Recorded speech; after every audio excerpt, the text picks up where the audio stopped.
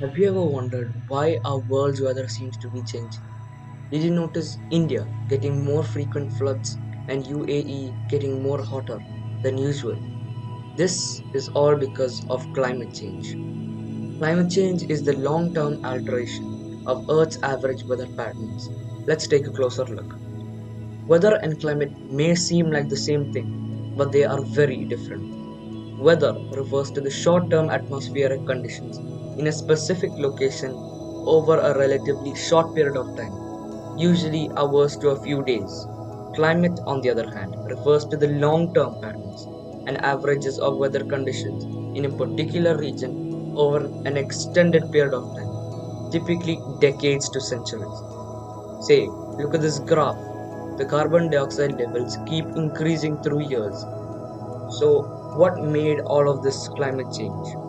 Human activities such as burning fossil fuels, deforestation, industrial processes, and more. The major cause of climate change is mainly because of the greenhouse effect.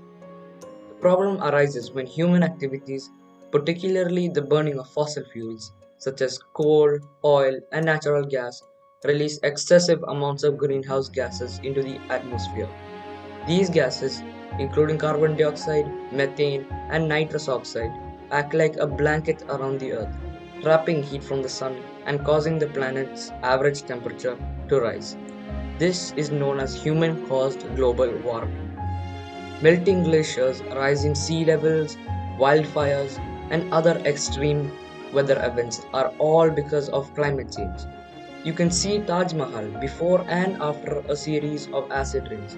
This proves that there is evidence that climate change is occurring. It started when I was a kid growing up in Los Angeles. My memories really began at the end of the Second World War. It was a beautiful city, and there were green spaces in between communities. I had a paper route on a bicycle. I rode around different neighborhoods, and it was fresh and clean. I loved it. And then suddenly, when the war ended, Los Angeles became something at the end of a rainbow, and everybody clamored to get into LA, and suddenly everything changed. Suddenly there were skyscrapers, there were freeways, there was pollution. So I saw a city that I really loved sort of disappear under my feet, and it no longer felt like home to me. So I moved away, and I moved into the mountains. I spent time in the Sierras. That connection to nature hit me like a ton of bricks. I said, this is where I want to be. I want to be in and around nature. I want to preserve if I can.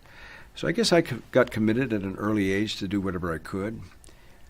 Years ago, there used to be a saying, they called it NIMBY, which is an abbreviation for not in my backyard, that people would not get interested or focus on anything unless it was, particularly if it was a danger, unless it was in their backyard. It was somebody else's problem, therefore they didn't have to think about it or worry about it or address it. But now climate change is in everybody's backyard. It's going to affect every country, every nation, every person. There's been so much damage done over the years to the planet that if we don't act sooner rather than later, I don't know what kind of a planet we're going to have to live on. Our planet's resources are limited, but there's no limit to the human imagination and our capacity to solve bigger problems. And only by acting now and standing together can we achieve the results we need in the time that we have left. And only by acting now and standing together can we begin to tip the scales and change the course of history. Not only does climate change affect buildings and structures, but also the ecosystems and biodiversity. Coral bleaching. When the water is too warm, corals will expel the algae living in their tissues, causing the coral to turn completely white. Habitat loss. It's a consequence of human activities such as agriculture, urbanization, deforestation, resource extractions, alteration of the seafloor due to fission or the release of pollutants. Migration due to temperatures. Moving to an area with abundant food and a suitable climate helps these animals breed and raise their young. However, as a result of climate change, animals in both hemispheres are migrating earlier and moving closer to the poles to keep up with earlier growth seasons and cooler climates. As a society, we depend on healthy ecosystems to do many things: to purify the air so we can breathe properly, sequester carbon for climate regulation, cycle nutrients so we have access to clean drinking water, without costly infrastructure, and pollinator crops so we don't go hungry. Every choice can make a difference. Conserving energy and water, using reusable bottles, and traveling by foot, cycles, or public transport. Together, we can stop the problems.